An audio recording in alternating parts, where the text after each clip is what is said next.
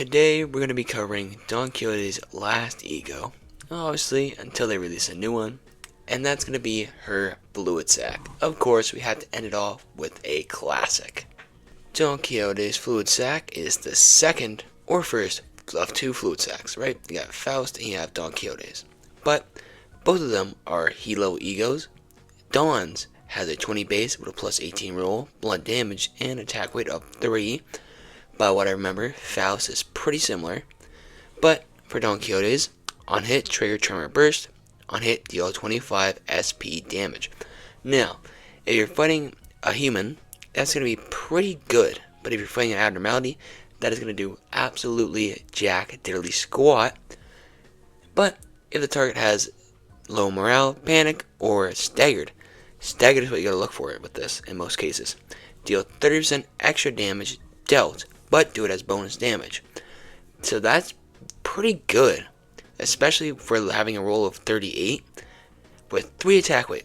That's pretty good, but also inflict 2 additional sinking on hit. The passive of this E.G.O, Waves of Depression.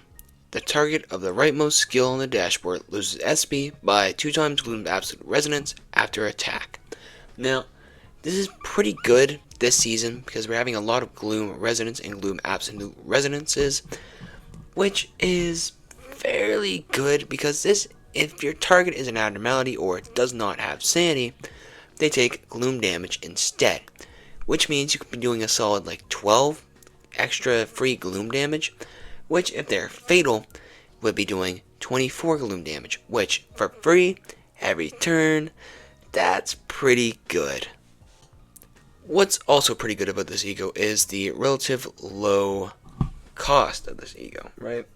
20 sanity for a he is only 5 below, but 5 below is still 5 below.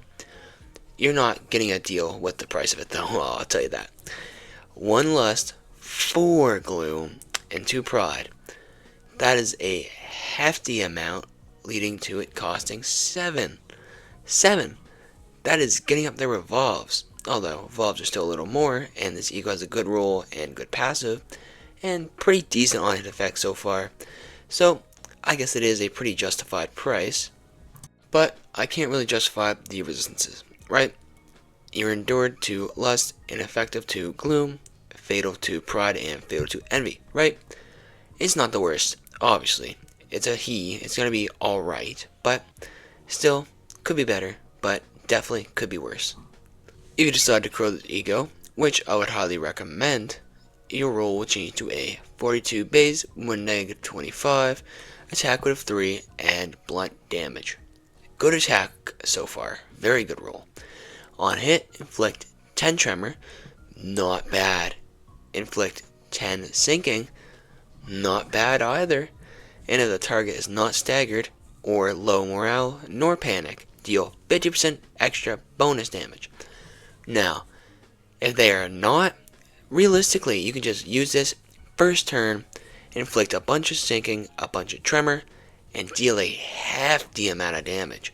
Oh my goodness, would you be dealing a bunch of damage, especially if all your attack weights are filled.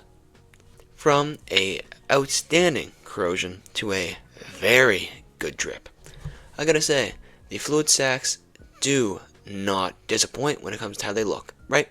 Just check out the Awakening. Look, if you don't like the slimy fish look, then you gotta love the weapon. It's literally the abnormality hugging a blood bowl. Now that's pretty dope, but if you like literally the abnormality, then her corrosion is just for you. And I gotta say, it's just for me because I really, really like it, right?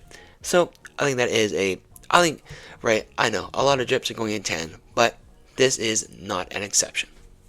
Now, the strength of this E.G.O is phenomenal, to say the least. From the roll, to the extra damage, to the sinking, to the extra damage in the passives, oh my goodness. Just all in all, if you want to do damage, this E.G.O might just be one of your better friends. And that's why I gotta give it a 9.5. No, that's an easy 10. Easy peasy, lemon squeezy 10. This E.G.O is very useful, but it gets held back because it doesn't inflict any potency of either tremor or sinking, and it's passive while doing more damage if your enemy is a human and they're able to regain SP, then I gotta say, it's looking a little bad for you. But even so, it's still very good at being a support. So that's gonna be a probably like a 7 or 7.4, I'd say. Yeah. But that's about it. Pretty good, pretty good. I didn't expect anything less for a Fluidsack though. But I would say this is probably better at dealing damage than Faust Fluidsack, but I don't think it's really a hot take to say Faust Fluidsack is probably a little bit better. We'll compare and contrast when we get there though. So until then, have a good one.